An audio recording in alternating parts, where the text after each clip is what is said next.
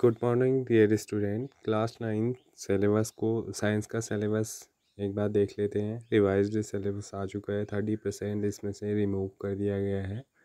तो आपके बुक में से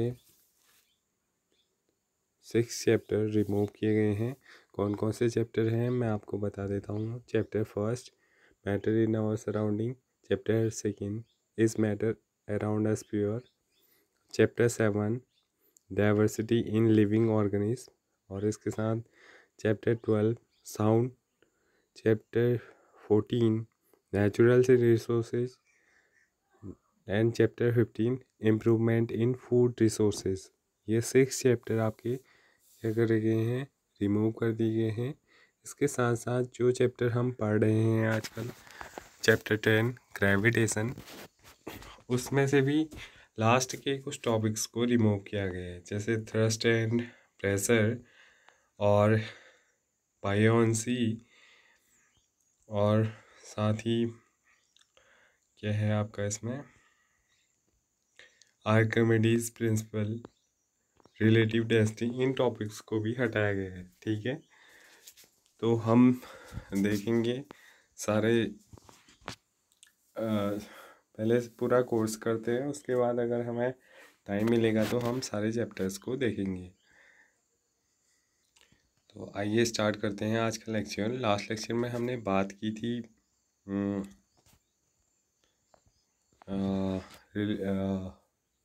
motion of object under the influence of gravitation. हमने जाना था कि कोई भी ऑब्जेक्ट जब किसी ग्रेविटेशनल फोर्स के अंदर मोशन करती है, वो किस वजह से करती है। वो फोर्स ऑफ अट्रैक्शन जो अर्थ द्वारा उस ऑब्जेक्ट पर क्रिएट किया जाता है, उसके इन्फ्लुएंस में मूव करती है। तो यहाँ पर उसके अंदर क्या होता है, एक एक्सीलरेशन क्रिएट होता है जिसको बोला जाता है एक्सीलरेशन ड्यू टू ग्रेविटी। ठीक है, इतना हमने लास्ट लेक्चर में पढ़ा था। इससे रिलेटेड टॉपिक्स आपके हैं mass. We have learn in the previous chapter that the mass of an object is the measure of its inertia। Last lecture में हमने पढ़ा था कि किसी भी ऑब्जेक्ट का जो मास होता है वो क्या होता है, उसका मास उस ऑब्जेक्ट का इनर्शिया होता है। ठीक है, इनर्शिया क्या होता है किसी भी ऑब्जेक्ट का। We have also learn that greater the mass greater the inertia. किसी भी ऑब्जेक्ट का इनर्शिया क्या होता है, वो उसकी वो टेंडेंसी होती है जिसकी वजह से वो रेस्ट की स्टेज में या फिर यूनिफॉर्म मोशन की स्टेज में बनी रहना चाहती है। ठीक है, तो जिस ऑब्जेक्ट का जितना ज़्यादा इनर्शिया होता है उसका उतना ही मास होता है। It remains the same whether the object is on the earth, on the moon और इवन अदर स्पेस। तो जो उस ऑब्जेक्ट का मास होता है वो सारे कंडीशंस में क्या होता है, सेम होता है। ठीक है, चाहे हम उसे अर्थ के अंदर कैलकुलेट करें या फिर मून में जा कर के कैलकुलेट करें या फिर स्पेस में जा कर के हम उसके मास को अगर कैलकुलेट करें तो वो क्या होता है, इक्वल होता है। ठीक है, thus the mass of an object is constant and does not change with from place to place। जो समय के साथ साथ क्या नहीं होता है, चेंज नहीं होता है। ठीक है, नेक्स्ट बात करते हैं वेट की। क्या होता है weight. We know that the earth attract every object with a certain force. हम जानते हैं कि जितने भी ऑब्जेक्ट अर्थ में प्रेजेंट हैं उन पर एक फोर्स क्या कर रही है, अर्थ अपनी ओर अट्रैक्शन वाला फोर्स क्या लगा रही है, उन पर लगा रही है। ठीक है, किसी भी ऑब्जेक्ट में। This force depend on the mass. और ये फोर्स किस पे डिपेंड करता है, मास पे डिपेंड करता है ऑब्जेक्ट की, and the acceleration due to gravity. और उस ऑब्जेक्ट की जो ग्रेविटी है, एक्सेलरेशन ड्यू टू जो ग्रेविटी है उस पर डिपेंड करती है। The weight of an object is the force with which the it attract toward the earth. तो किसी भी ऑब्जेक्ट का जो वेट होगा वो क्या वेट होगा, जितना उस पर फोर्स अप्लाई किया जा रहा है टूवर्ड अर्थ डायरेक्शन। ओके, ठीक है। अगर हम जनरली टर्म्स में देखें तो अगर हम अर्थ के सरफेस में खड़े हैं तो हम पे क्या लग रहा है, एक फोर्स ऑफ अट्रैक्शन लग रहा है। ठीक है, अर्थ की सरफेस यहाँ पर क्या है, एक माना एक कैलकुलेटिंग मशीन है। तो अर्थ के सरफेस पे जो हमारा मास होगा, सॉरी जो हमारा वेट होगा, वो किस पे डिपेंड करेगा, हमारे मास पे, साथ ही उस एक्सीलरेशन पे जो कि कहा किसकी वजह से लग रहा है, ग्रेविटेशनल फोर्स की वजह से लग रहा है। तभी तो हम खड़े हो पा रहे हैं। अगर कोई फोर्स हम पर नहीं लग रहा होता तो हम क्या हो जाते, खड़े नहीं हो पाते।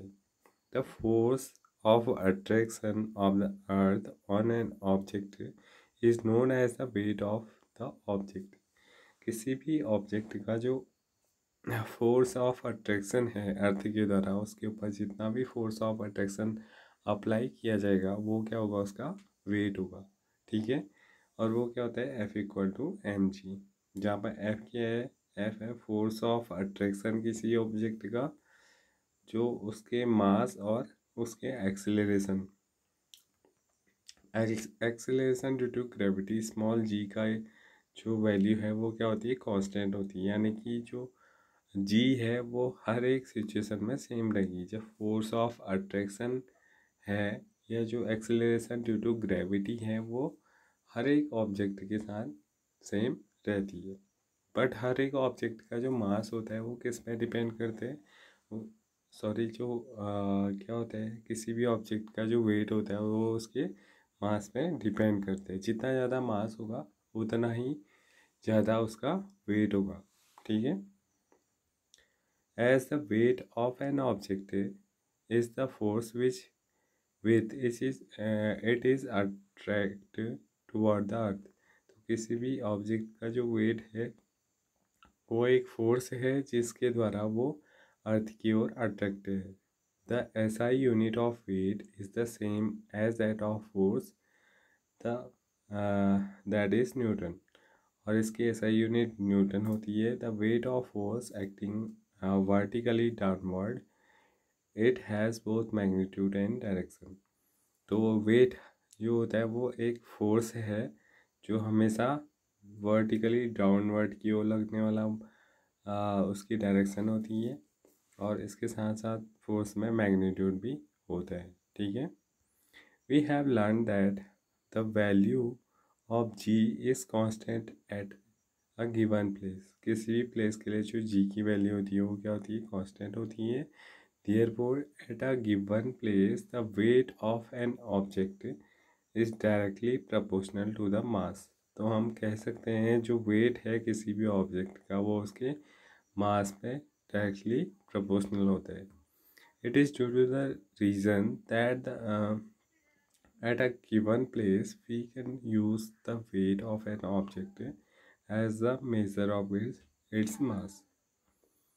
क्योंकि हम जानते हैं कि अर्थ के सारे प्लेसेस में क्या होता है, same force of acceleration due to gravity same लगती है, उसकी वैल्यू सेम आती है। तो हम क्या करते हैं, हम जनरली उसके मास को, ऑब्जेक्ट के मास को ही उसका वेट मानते हैं। The mass of an object remain the same everywhere.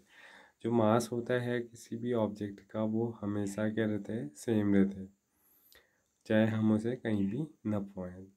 That is on the earth and on any other planet where its weight depend on the location, because g depend on location। तो जहाँ पर g की value change होगी वहाँ पर उसका wait भी change हो जाएगा। Wait of an object on the moon. अब हम अगर मून पे बात करें कि वेट कितना होगा किसी भी ऑब्जेक्ट का, we have learn that the weight of an object on earth is the force with which the earth attract the object. अगर हम किसी भी ऑब्जेक्ट का जो वेट है उसकी बात करें अर्थ के ऊपर, तो वो क्या है, वो फोर्स ऑफ अट्रैक्शन है जो अर्थ क्रिएट करी है उस ऑब्जेक्ट पे। ठीक है, in the same way the weight of an object on the moon is the force with which the moon attract the that object है। तो ऐसे ही मून पर भी किसी ऑब्जेक्ट का वेट क्या होगा, जिस फोर्स से मून उस ऑब्जेक्ट को अपनी ओर अट्रैक्ट करेगी। The mass of the moon is less than that of the earth, क्योंकि जो अर्थ का मून का मास है वो अर्थ के मास से काफ़ी क्या है, कम है। Due to this the moon exert lesser force of attraction on object.